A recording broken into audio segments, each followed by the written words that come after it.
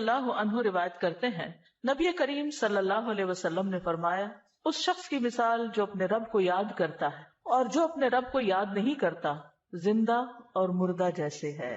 تو ذکر کو زندگی سے تشبیہ دی گئی ہے، یعنی جس طرح انسان زندگی کے ساتھ خوبصورت ہوتا ہے، یعنی اس کا ظاہر خوبصورت ہوتا ہے جب زندہ ہوتا ہے، جب مر جاتا ہے تو آپ دیکھیں میت کیسی لگتی ہے، تو اسی طرح ذکر کے ساتھ انسان کا باطن روشن ہوتا ہے اور خوبصورت ہوتا ہے۔ ذکر جو ہے یعنی اللہ کی یاد جو ہے اس کی کئی اقسام ہیں، قرآن، نماز، تسبیحات، علم کا سیکھنا سکھانا، یہ اس وقت ہم ذکر کی مجلس میں ہیں۔ پھر اسی طرح دوسروں کو امر بالمعروف کرنا، نہی عن المنکر کرنا، تو یہ جو ذکر ہے اس کی کسی بھی شکل میں یہ اللہ تعالیٰ کے نزدیک ہر چیز سے بہتر عمل ہے۔ نبی صلی اللہ علیہ وسلم نے فرمایا، کیا میں تمہیں تمہارا بہترین عمل نہ بتاؤں جو تمہارے مالک کے نزدیک اچھا اور پاکیزہ ہے اور تمہارے درجات میں سب سے بلند ہے اور سونا چاندی کے خرچ کرنے سے بہتر ہے اور اللہ کی راہ میں جہاد کرتے ہوئے تمہارے کفار کی گردنیں مارنے اور ان کے تمہاری گردنیں مارنے سے بھی افضل ہے۔ صحابہ نے عرض کیا، کیوں نہیں؟ آپ نے فرمایا، اللہ تعالیٰ کا ذکر، چاہے آپ نماز میں کر رہے ہیں، نوافل میں کر رہے ہیں، تلاوت قرآن کے ذریعے کر رہے ہیں، تعلیم قرآن کے ذریعے کر رہے ہیں، تسبیحات کے ذریعے کر رہے ہیں، درود شریف پڑھ رہے ہیں، کسی بھی طرح کھڑے بیٹھے لیٹے چلتے پھرتے، فارمل وے میں، انفارمل وے میں، اونچے یعنی جہرن اور سرن، جس شکل میں بھی آپ اللہ کو یاد کرتے ہیں تو اس کی اتنی زیادہ فضیلت، بہت افضل عمل ہے۔ اور اس کے برعکس کیا ہوتا ہے؟ اللہ تعالیٰ سے غافل ہو جانا، بھول جانا، اور وہ عموماً کب ہوتا ہے؟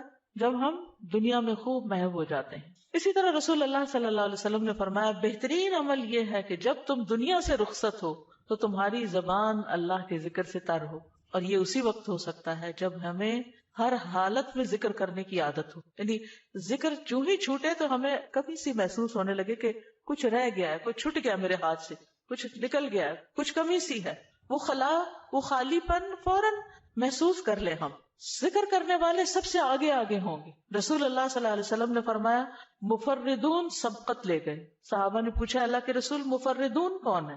آپ نے فرمایا، اللہ کا بہت ذکر کرنے والے مرد اور ذکر کرنے والی عورتیں۔ ذکر کی حالت میں مسلسل اللہ تعالیٰ کا ساتھ ملتا ہے، اللہ کا قرب نصیب ہوتا ہے۔ اللہ تعالیٰ فرماتے ہیں، میں اپنے بندے کے ساتھ ہوں جب تک وہ مجھے یاد کرتا ہے اور میری یاد میں اپنے دونوں ہونٹ ہلاتا ہے۔ پھر شیطانی حملوں سے بچاؤ کا مضبوط قلعہ ہے۔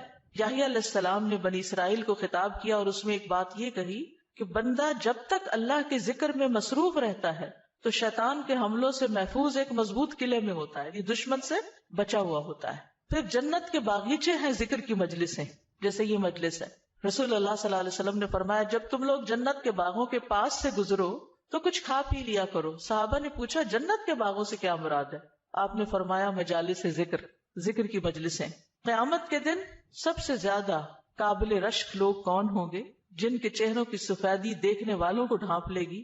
وہ انبیاء و شہداء نہیں ہوں گے، لیکن ان کے اللہ کے قریب ہونے کی وجہ سے انبیاء و شہداء ان پہ رشک کریں گے۔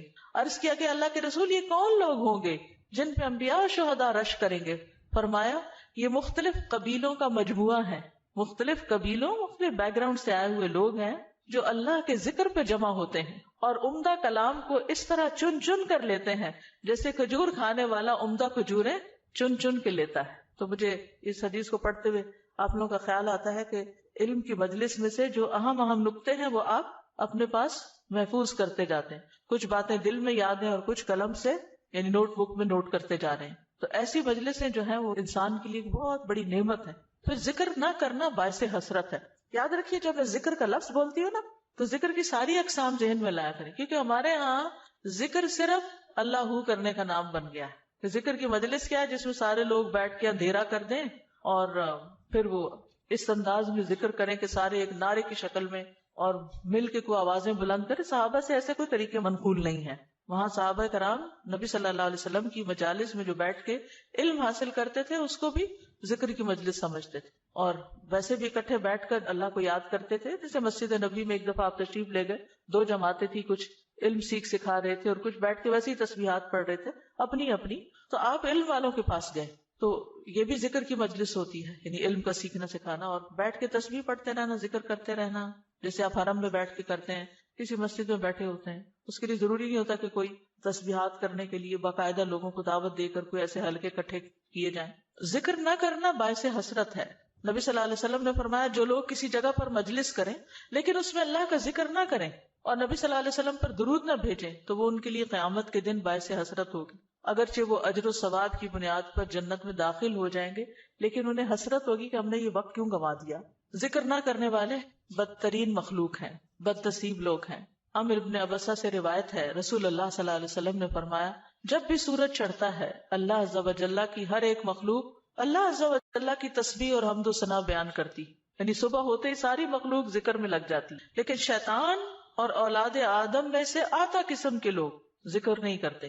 تو میں نے بنی آدم میں آتا قسم کے لوگوں کے بارے میں سوال کیا. آپ نے فرمایا بدترین مخلوق، یا فرمایا اللہ کی مخلوق میں سے بدترین لوگ، یعنی آسمان و زمین، سورج چاند ستارے، درخت شجر حجر، ہر چیز ذکر میں مشغول ہے سوائے ان لوگوں کے جو سو کے وقت گزار رہے ہیں یا غفلت میں پڑے ہوئے ہیں. حدیث نمبر 42. دو محبوب کلمات. عن ابی ہریرہ رضی اللہ عنہ قال قال النبی صلی اللہ علیہ وسلم کلمتان حبیبتان الی الرحمن خفیفتان علی اللسان ثقیلتان فی المیزان سبحان اللہ وبحمدہ سبحان اللہ العظیم. کتاب التوحید. ابو ہریرہ رضی اللہ عنہ روایت کرتے ہیں نبی کریم صلی اللہ علیہ وسلم نے فرمایا دو کلمے رحمان کو بہت محبوب ہیں، زبان پر بہت ہلکے ہیں لیکن قیامت کے دن ترازو میں بہت بھاری ہوں گے. سبحان اللہ و بحمدہ سبحان اللہ العظیم. اللہ اپنی حمد کے ساتھ پاک ہے، اللہ پاک ہے جو بہت عظمت والا ہے. تو جیسے ہم جانتے ہیں کہ نفلی عبادت میں افضل عمل اللہ کا ذکر ہے، تو یہاں پر اس ذکر کی خاص شکل بتائی گئی کہ اللہ تعالیٰ کی حمد و ثنا اور پاکی بیان کرنا. سبحانہ کا مطلب کیا ہوتا ہے کہ وہ پاک ہے. تو جس کلام میں، جس ذکر میں اللہ تعالیٰ کی پاکی بیان کی جائے، تسبیح بیان کی جائے اور حمد و ثنا بیان کی جائے، وہ اللہ تعالیٰ کا چنا ہوا کلام ہے. رسول اللہ صلی اللہ علیہ وسلم سے سوال کیا گیا کون سا کلام افضل ہے؟ آپ نے فرمایا جو اللہ نے اپنے فرشتوں اور بندوں کے لیے چنا. کیا فرمایا؟ جو اللہ نے اپنے فرشتوں اور اپنے بندوں کے لیے چنا. سبحان اللہ و بحمدہ. ٹھیک ہے، سبحان اللہ و بحمدہ. یہ تمام مخلوق کی نماز ہے، تمام مخلوق کی نماز ہے.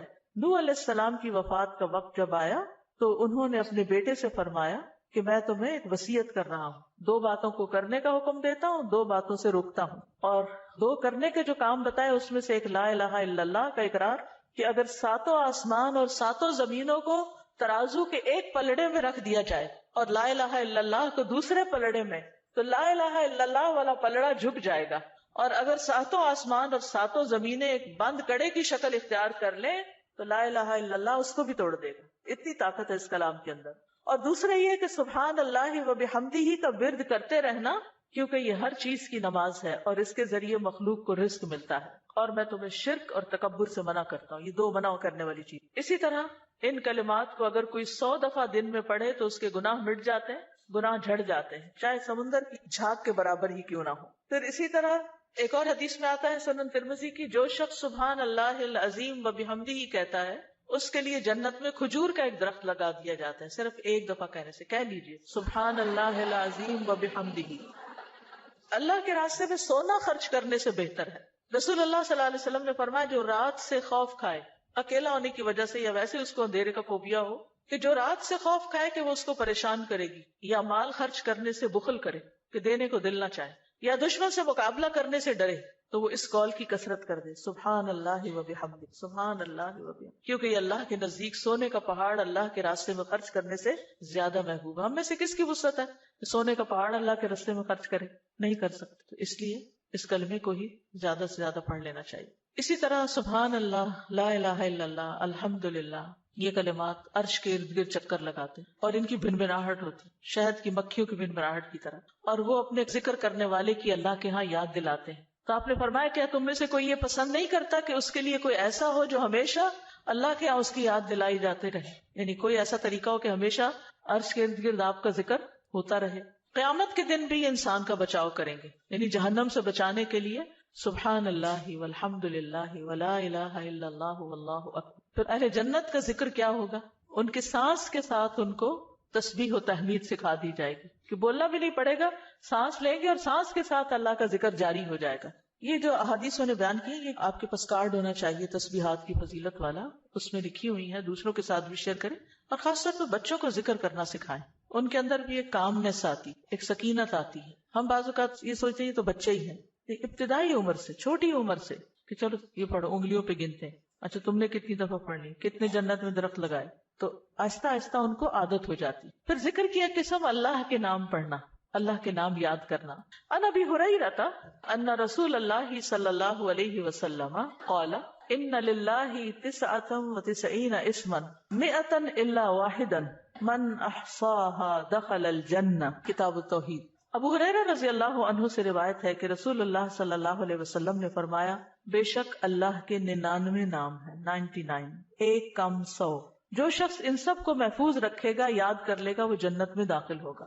من احصاہا، تو احصاء سے مراد ان کو گننا، ان کے معنی پہچاننا، ان کے تقاضے کے مطابق عمل کرنا. خالی لکھ کے یا جمع کر کے یاد کر لیا جائے اور مطلب ہی نہ پتا ہو اور اس کے مطابق عمل نہ ہو تو پھر یہ وعدہ نہیں پورا ہوتا. احصاء میں ہر چیز کا جمع ہو جانا ہے، یعنی اللہ تعالیٰ کے ناموں کی حدود کی حفاظت کرنا، ان کو پہچاننا، ان کا معنی جاننا، ان کی فضیلت جاننا، کہاں پڑھنا ہے. امام ابن قیم کہتے ہیں کہ اللہ کے اسماء کو گن کر محفوظ کرنے کے کچھ مراتب ہیں. بندہ جب ان ناموں کو یاد کر لیتا ہے تو وہ جنت میں داخل ہو جاتا ہے، اور یہی اس کی سعادت اور نجات اور فلاح کا مرکز ہے.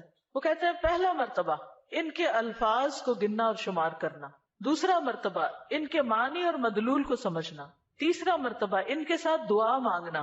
قرآن میں آتا نا وَلِلَّهِ الْأَسْمَاءُ الْحُسْنَى فَادْعُوهُ بِهَا، اور اللہ ہی کے لیے ہیں اچھے اچھے نام، بس تم اس کو ان کے ساتھ پکارو، اللہ کے نام لے کے، جیسے یا حی یا قیوم، یا اللہ، یا رب، یا رحمان، یا رحیم، یا کریم، یا ذی الجلال والاکرام، اور باقی بھی اسی طرح. پھر ہے دعا مانگنے کے 2 مرتبے ہیں. نمبر 1 دعا العبادہ، یعنی اللہ کی تعریف ان ناموں کے ساتھ کرنا. ہمارا رب رحیم ہے، کریم ہے، تو یہ تعریف عبادت کی دعا ہوتی ہے، دعا العبادہ کہتے ہیں اس کو.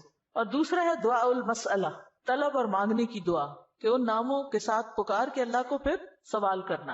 اور اسماء حسنہ کے ساتھ، یہ نہیں کہ اپنی طرف سے اللہ تعالیٰ کا کوئی نام بنا کے اور پھر اس سے دعا کرنا، یا موجود، یا ذات، یا شیء، اس طرح کی باتیں نہیں، بلکہ اللہ کے جو پراپر نام قرآن و سنت سے ثابت ہیں ان کے ساتھ دعا مانگنا. تو یاد رکھیے کہ اللہ کی پہچان یہ علم کا پہلا مرتبہ ہے. سب سے پہلے جس کو جاننا چاہیے، جس کے بارے میں ہمیں معلوم ہونا چاہیے کہ وہ کون ہے، وہ اللہ رب العزت. فَاعْلَمْ أَنَّهُ لَا إِلَهَ إِلَّا هُوَ، جان لو کہ اللہ کے سوا کوئی الہ نہیں. یہ علم ہر ایک پر فرض ہے کہ ہمارا خالق کون ہے، ہمارا مالک کون ہے، ہمارا رازق کون ہے، ہمارا معبود کون ہے، ہماری مشکل کشا کون ہے، ہمارا حاجت روا کون ہے، اور جو بھی اللہ تعالیٰ کے باقی نام میں پہچان. یہ علم تمام علوم سے افضل ہے، کیونکہ جب ایک انسان، کوئی بچہ، بوڑھا، جوان اللہ تعالیٰ کو جان لیتا ہے نا، تب ہی اس کی زندگی درست ہوتی، تب ہی اس کو واقعی ہدایت ملتی، تبھی وہ اللہ کے لیے سب کچھ کرتا ہے، تبھی اس کے اندر تقویٰ پیدا ہوتا ہے، تبھی وہ حلال حرام کی تمیز کرتا ہے. کیونکہ یہ سب کچھ کرنا اس کے لیے اللہ نے اپنی عبادت کے لیے پیدا کیا، اور اگر ہم اللہ ہی کو نہیں پہچانتے تو عبادت کس کی کر رہے ہیں؟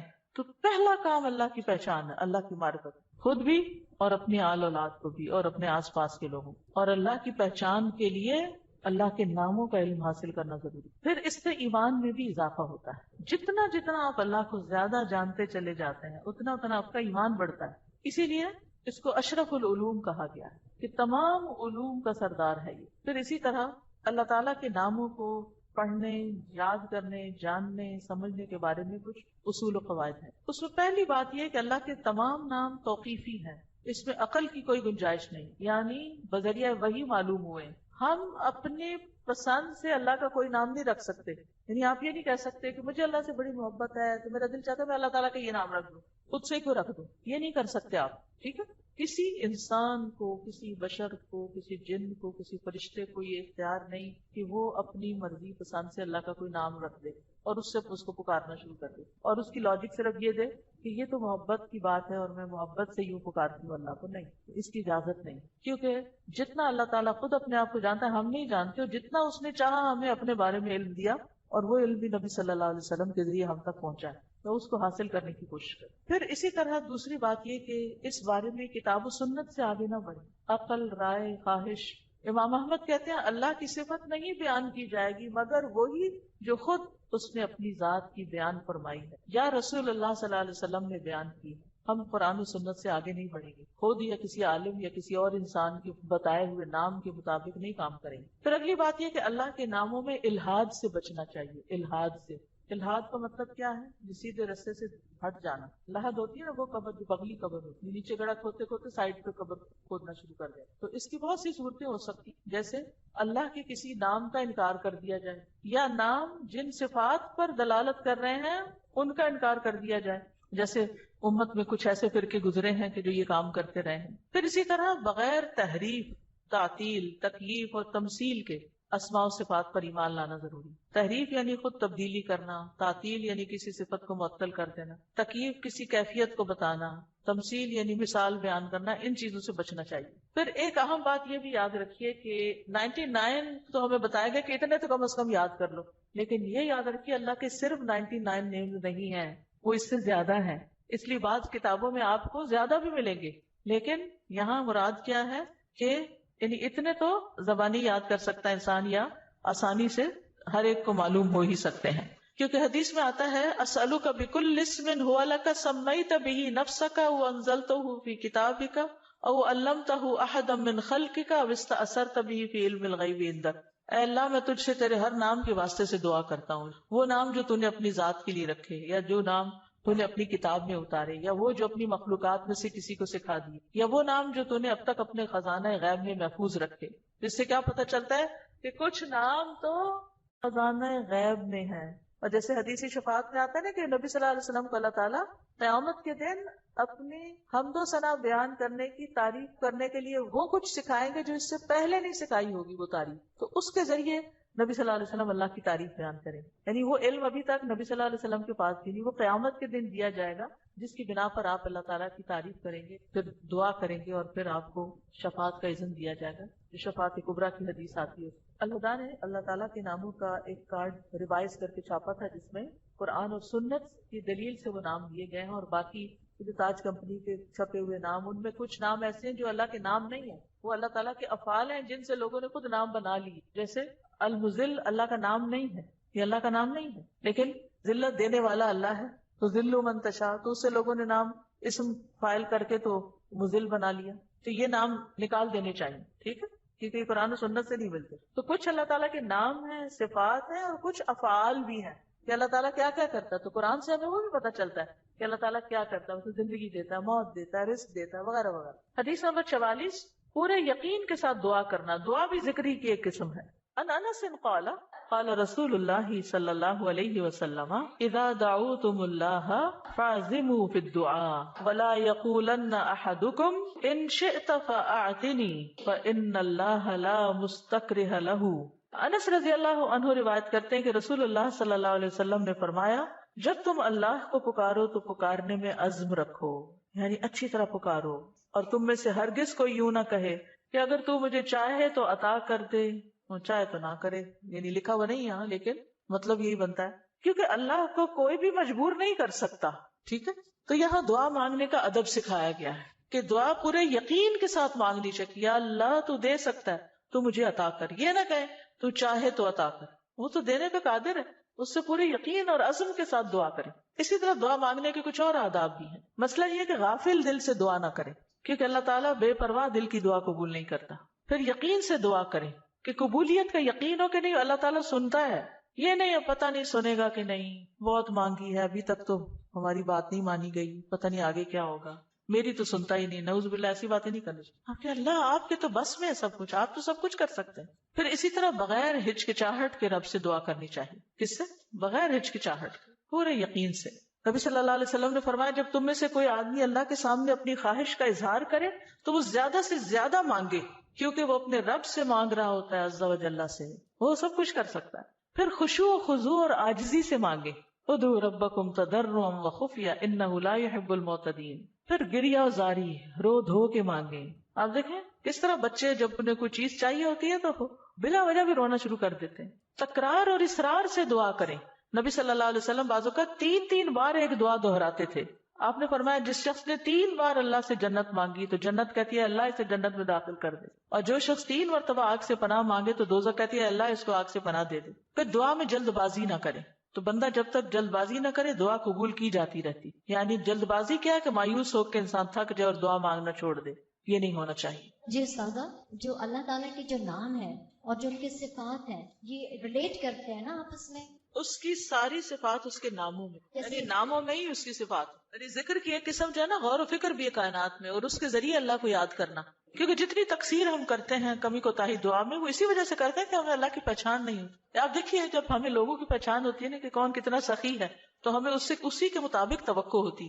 امی سے عیدی اتنی ملے گی اور ابا سے اتنی ملے گی، کیونکہ ہم دونوں کا مزاج پہچانتے ہیں کہ کون کتنا دیتا ہے. اسی طرح خالہ، مامی، دادی سب کا پتا ہوتا ہے کہ کون کیا کرتا ہے. تو اگر انسانوں کا تھوڑا بہت ہمیں پتا ہوتا ہے اور اس کے مطابق ہی ہماری ایکسپیکٹیشن ہوتی ہے، تو جس کو اللہ کا پتا چل جائے کہ وہ کیا عظیم ہستی ہے، پھر اس کی دعا کی ایکسپیکٹیشن کتنی بڑی ہوگی کہ وہ کیا کچھ نہیں دے سکتا اور کیا کچھ اسے مانگنا چاہیے. وہ تو کبھی مایوس ہی نہیں ہو سکتا انسان. اساتذہ السلام علیکم. یہ جو ہم لوگ الہدا میں بھی پڑھاتے ہیں نسلوں کا یوم، اس کے اندر بھی یوم عزو آتا ہے، تو کیا کوئی نیا ورژن ہے جس؟ بالکل نیا ورژن بھی ہے، کارڈز لے لیجئے، اور نئے ورژن کی ریکارڈنگ بھی ہم نے کروا لی ہوئی ہے.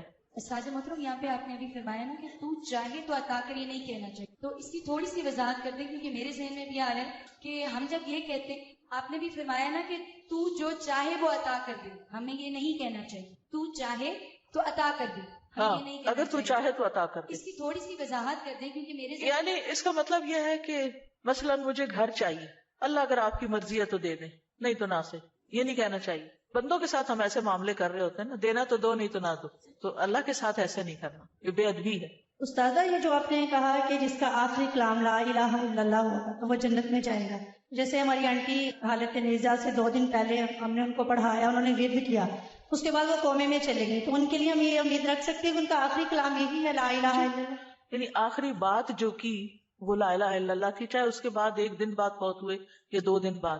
اور ایک اور بات، بعض اوقات قومے میں ہوتے ہوئے بھی سن رہے ہو، اور کئی لوگوں کا یہ پتہ چلتا ہے کہ وہ آہستہ سے زبان بھی ہلا رہے ہو. اور کئی لوگوں کا یہ بھی میں نے سنا ہے، مطلب لوگوں کے ڈیتھ کے جو حالات واقعات سنتے ہیں کہ بے ہوشی تاری رہی اور فوت ہونے سے تھوڑی دیر پہلے آنکھیں بھی کھولی اور منہ بھی ہلایا اور پھر دوبارہ چلے گئے. تو یہ اللہ کی دی ہوئی توفیق ہے، ہمیں توفیق مانگنی چاہیے کہ اللہ ہمارا آخری کلام لا الہ الا اللہ. آپ نے بھی ذکر کیا ہے، ذکر کا فضیلت بیان کی ہے، تو مجھے یہ بات سمجھ آئی ہے کہ جب ہم لوگ دن رات میں ذکر کرتے ہیں، ہماری زبان تر رہتی ہے ذکر سے، جوارے اس چیز کی گواہی دیتے ہیں، تو وہ جو ہے آپ کا جو اندر احساس ہے وہ یہ ہے کہ ہمارا ٹائم ویسٹ نہ ہو، ٹھیک ہے، اور ہم لوگ جو ہے نا فضولیات سے وہ اجتناب کرتے ہیں اس چیز کو کہ ہم نے ذکر کرنا ہے، اپنی نیکیوں کو اضافہ کرنا ہے، خیر و برکتیں مانگنی ہے. کیا یہ چیز جو ہے ہمارے خشوع و خضوع میں اضافہ کر سکتی ہے؟ ذکر کے تو بہت سی برکات ہیں، اور اس میں سے یہ بھی ہے 2 چیزیں جو ہے نا ذکر میں بڑا فائدہ دیتی ہے. ایک ہے کہ ٹارگٹ ڈیلی سیٹ کرے، جیسے 100 دفعہ یہ سبحان اللہ و بحمدہ کہا گیا، یہ منیمم بیئر منیمم ہے کہ آپ یہ 100 دفعہ سورج نکلنے سے پہلے اور سورج غروب ہونے سے پہلے پڑھ لیں عصر کے بعد. پھر اسی طرح یہ ہے کہ نبی صلی اللہ علیہ وسلم دن میں 70 سے 100 بار استغفار کرتے. ٹارگٹ سیٹ کر لیں کہ میں نے لازمی یہ تو کرنا ہی کرنا ہے، اتنا تو کرنا ہے، زیادہ ہو جائے تو بہت ہی اچھا، کیونکہ حدیث میں آتا ہے نا طوبی لمن وجد الاستغفار فی صحیفتہ، کہ خوشخبری ہے اس کے لیے جو اپنے اعمال نامے میں استغفار کی کثرت پائے. پھر آپ دیکھیے درود شریف ہے، اگر کوئی اپنی ساری دعا کو درود شریف ہی بنا لے تو اس کے لیے ہر چیز کافی ہو جاتی. کم از کم ایک تسبیح درود شریف کی، اور اگر وہ نہیں نصیب تو صبح 10 دفعہ، شام 10 دفعہ، دن کا آغاز اختتام تو لازمی درود شریف کے ساتھ ہو. پھر اسی طرح لا حول ولا قوت الا باللہ ہے جنت کے خزانوں میں سے. اگر ہمیں دنیا کا کوئی خزانہ بتایا جائے تو ہم لوٹنے چلے جائیں اس کو، ٹھیک ہے، جنت کا خزانہ ہے وہ اکٹھا کرنے کے لیے، اس کی تسبیح کر لیں، لا الہ الا انت سبحانک انی کنت من الظالمین، کم از کم 100 دفعہ پڑھ لیں. 100 دفعہ نہیں، 10 دفعہ ہی رکھ لیں، لیکن ڈیلی پڑھیں. پھر اسی طرح سبحان اللہ والحمد للہ ولا الہ الا اللہ واللہ اکبر، اس کی بے پناہ فضیلت اور اس کی بے شمار فضائل ہیں اگر اس کی ایک تسبیح آپ کر سکیں. اب یہ ہے کہ اتنا کچھ اوور ویلمنگ ہو جاتا ہے، یہ بھی کر لو، یہ بھی کر لو، یہ بھی کر لو. کچھ چیزیں صبح کے وقت کے لیے رکھ لیں، کوئی دوپہر کے لیے رکھ لیں، کوئی شام کے لیے رکھ لیں، کوئی کہیں اگر آپ آتے جاتے ہیں اس کے لیے رکھ لیں، کوئی کسی کام کے ساتھ باندھ لیں. اگر آپ نے ٹارگٹ سیٹ کر لیا نا کہ یہ تو کرنا ہی کرنا ہے تو انشاءاللہ کر بھی لے گی. اگر کسی وجہ سے کوئی آگے پیچھے ہو بھی گیا تو رات کو سونے سے پہلے کر لیں. اگر ایک دن کچھ کمی بیشی ہوگی اگلے دن پورا کر. اپنے اوپر پابندی آپ نے خود لگانی، یہ تو میں نے کرنا ہے، ٹھیک ہے. دوسری چیز یہ ہے کہ اگر نہ کریں تو پھر اس پر اپنے آپ کو پنش بھی کریں، اس کے عوض کچھ صدقہ کریں، کیونکہ اپنی عادتوں کی اصلاح خود ہی کرنی. روزہ رکھیں، یعنی کمپنسیٹ کریں اپنے آپ کو، کیونکہ انسان کے جسم کے ہر جوڑ پہ روز صدقہ واجب ہوتا ہے. یہ تسبیحات جو ہیں وہ جوڑوں کا صدقہ بھی ہیں. ٹھیک ہے، تو اوقات مقرر کریں، اپنے لیے خود مقرر کریں، خاص طور پر جو مسنون تعداد آئی ہے اس کی پابندی کریں. اور باقی یہ تو ویسے کی تسبیحات ہیں نا، لیکن جو صبح شام کے اذکار ہیں ان کی پابندی کریں. رات کو سوتے وقت کے اذکار کی پابندی، گھر سے نکلتے آتے جاتے اٹھتے بیٹھتے سارے دن کے جو مسنون اذکار ہیں. دعا کیجئے کتاب کس کس کے پاس ہے؟ الحمدللہ سب کے پاس ہے. اس میں زندگی کے مختلف مواقع پر جو دعائیں کی جاتی، دعا جو وہ بذات خود ایک ذکر کی قسم. ٹھیک. فَإِذَا قَالَ سُبْحَانَكَ اللَّهُمَّ وَبِحَمْدِكَ وَأَثْنَى عَلَى اللَّهِ تَعَالَى بِمَا هُوَ أَهْلُهُ فقد خرج عن الغفلة التي هي حجاب أيضا بينه وبين الله تعالى وأتى بالتحية والثناء الذي يخاطب به الملك عند الدخول عليه تعظيما له وتمجيدا ومقدمة بين يدي حاجته. فكان في هذا الثناء من أدب العبودية وتعظيم المعبود ما يستجلب به إقباله عليه ورضاه عنه وإسعافه بحوائجه. دعائے استفتاح. پھر جب وہ سبحانک اللہم و بحمدک یعنی پاک ہے تو اے اللہ اور سب تعریف تیرے ہی لیے ہے کہتا ہے، اور اللہ تعالیٰ کی ثنا بیان کرتا ہے جو اس کی شان کے لائق ہے، تو وہ اس غفلت سے بھی باہر نکل آتا ہے جو اس کے اور اللہ تعالیٰ کے درمیان رکاوٹ تھی. وہ اس کی تعظیم اور بزرگی بیان کرنے کے لیے اپنی ضرورت سے پہلے بطور تمہید ایسا تحیہ اور تعریف بجا لائے گا جس طرح بادشاہ کے پاس داخل ہوتے وقت مخاطب کیا جاتا ہے. چنانچہ یہ تعریف بجا لانا عبودیت کے آداب میں سے ہے اور معبود کی تعظیم ہے، جس کے ذریعے وہ معبود کو اپنی طرف متوجہ کر لے گا اور اس کی رضا پا لے گا اور اپنی حاجات میں اس کی مدد حاصل کر لے گا. تو یہاں یہ بتاتے ہیں کہ دعا استفتاح پڑھنے کا مقصد کیا ہے، کیوں پڑھی جاتی، اس کا کیا فائدہ ہے، اس سے کیا حاصل ہوتا ہے، اس کا کیا نتیجہ نکلتا ہے. یعنی نماز کا کوئی بھی سٹیپ جو ہے وہ بے مقصد نہیں ہے، بے معنی نہیں ہے. ایسے ہی کچھ چیزوں کو اکٹھا کر کے نماز نہیں بنا دی گئی، بلکہ اس کے پیچھے ایک حکمت ہے. فَإِذَا قَالَ سُبْحَانَكَ اللَّهُمَّ وَبِحَمْدِكَ، پھر جب وہ کہتا ہے سبحانک پاک ہے تو، اللہم اے اللہ، وبحمدک اور ساتھ تیری تعریف کے یا سب تعریف تیرے لیے ہے، وَأَثْنَى عَلَى اللَّهِ تَعَالَى اور وہ ثنا بیان کرتا ہے اللہ سبحانہ تعالیٰ کی، بِمَا هُوَ أَهْلُهُ جس کا وہ اہل ہے، فَقَدْ خَرَجَ عَنِ الْغَفْلَةِ تو تحقیق وہ غفلت سے نکل آتا ہے، الَّتِي هِيَ حِجَابٌ أَيْضًا بَيْنَهُ وَبَيْنَ اللَّهِ تَعَالَى وہ غفلت جو حجاب ہے، ایک پردہ ہے، ایضاً بھی یعنی وہ بھی ایک پردہ ہے اس بندے کے درمیان اور اللہ تعالیٰ کے درمیان. یعنی تعریف شروع کرتے ہی انسان غفلت سے باہر آ جاتا ہے. وَأَتَى بِالتَّحِيَّةِ وَالثَّنَاءِ اور وہ پیش کرتا ہے تحیہ سلام اور ثنا تعریف، الذی وہ جو یخاطب بہ الملک جس سے بادشاہ کو خطاب کیا جاتا ہے. یعنی کسی دنیاوی بادشاہ کے پاس بھی انسان جب حاضر ہوتا ہے اس کے دربار میں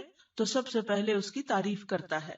عند الدخول علیہ اس کے پاس داخل ہونے کے وقت، تعظیما لہ و تمجیدا اس کی تعظیم کرتے ہوئے اور اس کی بزرگی بیان کرتے ہوئے، ومقدمتا بین یدی حاجتہ اور اپنی حاجت پیش کرنے سے پہلے تمہید کے طور پر، مقدمہ تمہید یعنی مقدمے کے طور پر. فکان فی ھذا الثناء تو یہ تعریف جو ہے اس میں من ادب العبودیت یہ عبودیت کے آداب یا مینرز میں سے ہے، وتعظیم المعبودی اور معبود کی تعظیم ہے، یعنی یہ اللہ سبحانہ تعالیٰ کی تعظیم کے لیے ہم ثنا پڑھتے ہیں شروع میں، سبحانک اللہم وبحمدک وتبارک اسمک وغیرہ. ما یستجلب بہ اقبالہ علیہ جس کے ذریعے وہ کھینچ لاتا ہے یا متوجہ کر لیتا ہے اللہ سبحانہ تعالیٰ کی توجہ اپنی طرف، اقبالہ علیہ اس کی توجہ اپنی طرف، ورضاہ عنہ اور اس کی رضا، واسعافہ بحوائجہ اور اس کی مدد کرنا. اسعاف آپ نے دیکھا ہوگا فرسٹ ایڈ کی جو ایمبولینسز ہوتی ہیں ان کے اوپر لکھا ہوتا ہے، یعنی فوری مدد طلب کرنا، بحوائجہ اپنی حاجات میں. تو یہ تعریف انسان کے لیے بہت فائدہ مند ثابت ہوتی ہے. کیا کیا فائدے اس میں بتائے گئے ہیں؟ نمبر 1 انسان غفلت سے نکل آتا ہے، ٹھیک ہے، خرج عن الغفلۃ التی ہی حجاب ایضا بینہ وبین اللہ تعالی. دوسری بات کیا ہے کہ وہ ملاقات سے پہلے یا ابتدا میں جیسے کسی بھی بادشاہ کے پاس جانے کا ایک ادب ایک پروٹوکول ہوتا ہے، تو یہاں بندہ تحیہ اور ثنا سے کام لیتا ہے. اور اس سے کیا فائدہ ہوتا ہے کہ ایک تو جو ہمارے اوپر ادب آداب کا حق ہے وہ ادا ہوتا ہے، دوسری طرف یہ کہ معبود کی تعظیم ہوتی ہے، معبود یا رب ہماری طرف متوجہ ہوتا ہے، وہ راضی ہوتا ہے اور بندے کی مدد کرنے میں وہ جلدی کرتا ہے. تو یہ فائدے ہیں دراصل ثنا پڑھنے کے. حقیقت یہ ہے کہ اللہ سبحانہ تعالیٰ کی ذات ہی قابل تعریف ہے. سورۃ ہود میں آتا ہے انہ حمید مجید، بے شک وہ بے حد تعریف کیا گیا، بڑی شان والا ہے. یعنی اللہ سبحانہ تعالیٰ کی شان بڑی بلند ہے، تو اس کی تعریف ہونی ہی چاہیے. دنیا میں آپ دیکھیں کہ کسی انسان نے اگر کوئی اچیومنٹ کی ہو، کوئی بڑا کام کیا ہو، تو دور بیٹھے بھی لوگ، نہ جاننے والے بھی اس کی تعریف کرتے رہتے کہ بڑا کمال کیا اس نے، فلاں چیز ایجاد کر دی ہے، فلاں چیز بنا دی ہے، فلاں کام کیا. تو اس بندے کو نہیں پتا ہوتا کہ کون کون اس کی تعریفیں کر رہا ہے. لیکن جب اس کی ذات سے کسی کو فائدہ پہنچتا ہے تو جس کو فائدہ پہنچتا ہے وہ خود ہی تعریف کے لیے آگے آ جاتا ہے. تب آپ دیکھیے کہ اللہ سبحانہ تعالیٰ کی ذات سے ہمیں کتنا فائدہ پہنچ رہا ہے اور کیا کیا کمالات ہیں.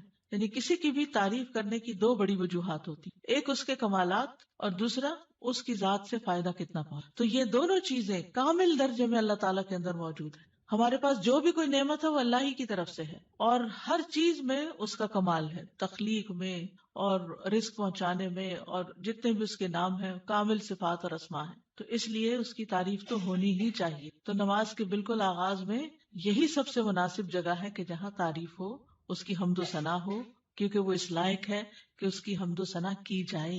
یعنی اب دیکھیے کہ جب کوئی حمد و ثنا کے لائق ہوتا ہے تو اس کی اگر کوئی تعریف نہیں بھی کرے تو اس کو تو کوئی نقصان نہیں، کیونکہ وہ تو ہے ہی قابل تعریف.